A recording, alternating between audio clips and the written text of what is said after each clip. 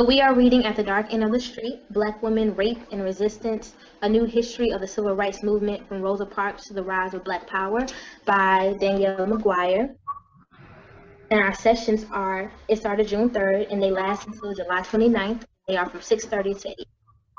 It has never occurred to me that we could depend on white people or people that we identify as the cause of, most of our problems. It has never occurred to me that we could look to them or rely on them for any level of assistance, reparations, apology, resource, anything. And so therefore it has always seemed clear to me that whatever progress we're going to make as a people is going to be incumbent upon us to do it for ourselves. But, when somebody like a Bill Cosby says something along that line, it is not taken well. Well, that's because Michelle, that last part of your statement is because there are a number of us who have inculcated self-hatred. Again, which is one of the results of the breaking of the human being. When you are a human being, you love yourself. When you're a human being, you respect yourself. When you're a human being, you know yourself. So when those ties have been broken, the opposite is in effect.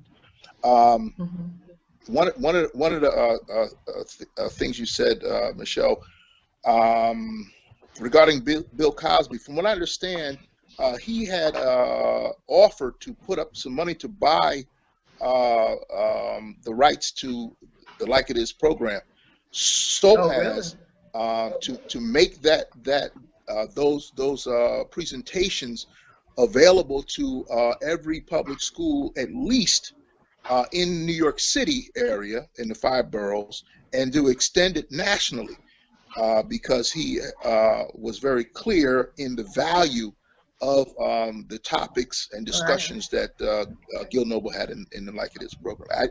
To this day, I don't know. I never heard that.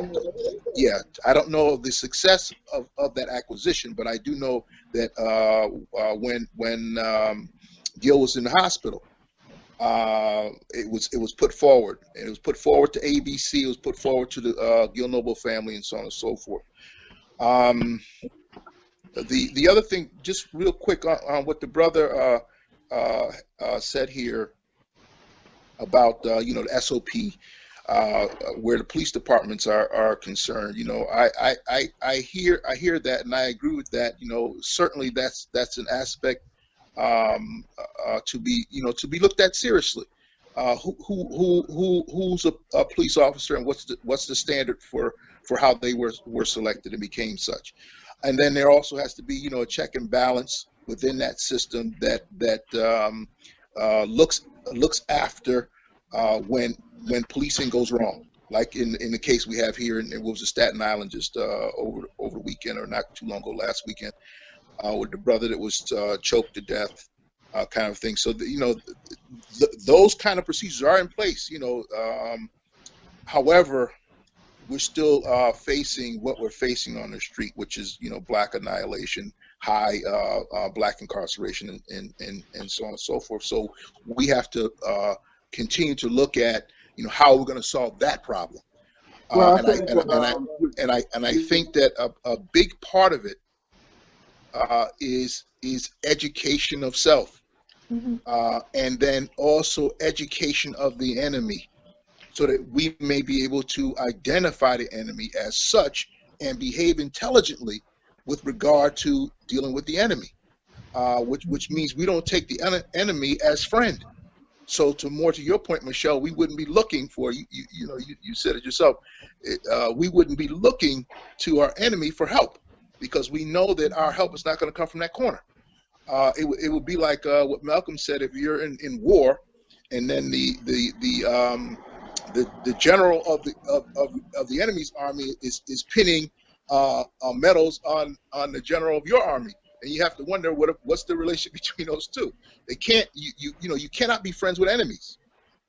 And I think that part of the reason why we look to white folks into the white institutions for our help is because we fail to appreciate or fail to have a clear knowledge and acceptance of that knowledge that they are our enemies, and the institutions that they set up to first of all put us in the condition that we're in, and then second of all to maintain the condition in which we're in. Those institutions are enemies to us. They're not friends to us. I agree that enemies exist. I agree that some institutions, but I draw caution when I look at a whole group of people as an enemy. For instance, I believe that the institutional programs that are in place as capitalism in its purest form is a bigger enemy to the American way for white, black, blue, or green than it is of a color of someone's skin. I believe in that. I don't want to be mistaken. I'm sorry, brother. I don't want to be mistaken to make a blanket statement with regard to race. Right. Exactly. I simply go ahead. I simply want to draw the correlation, really, that we cannot escape from, that they are, white folks are, as opposed to black folks, or as opposed to Native Americans, or as opposed to the Chinese, what have you. It's white folks who, out of their mindset, was germinated this idea of white supremacy. Okay. And really the premise of it, as Dr. Frances Cress Welsing discussed in great detail in her book, The ISIS Papers, the genesis of white supremacy is their fear of what Public Enemy calls the Black Planet. They understand that in genetic time, white folks would not be. They would be absorbed by the more dominant genetic trait that exists on this planet. There are more people on this planet that are non-white than there are white people. So if there were not a barrier, hang on a second, if there were not a barrier, be it a man-made barrier, an artificial barrier, if there were not a barrier to the natural process of things, in genetic time, white folks would be absorbed. Okay, and so the what do you want to call it? The natural instinct of a creature is self-preservation. So to stem the tide of their own annihilation, eventual annihilation, they erected artificial barriers to stem that tide, i.e. the ideology of white supremacy, i.e. the institution of slavery, i.e. the institutions of war, and the institutions of incarceration, and so on and so forth, the institution of poverty. But I think my main point with all of that is that sort of thinking, in my humble opinion, it totally misses the mark of capitalism. Capitalism don't care about none of that. It don't care about white people. It don't care about the bottom feeding white people that has this little race war. They care. Let me get my point in. They care about only the dollar.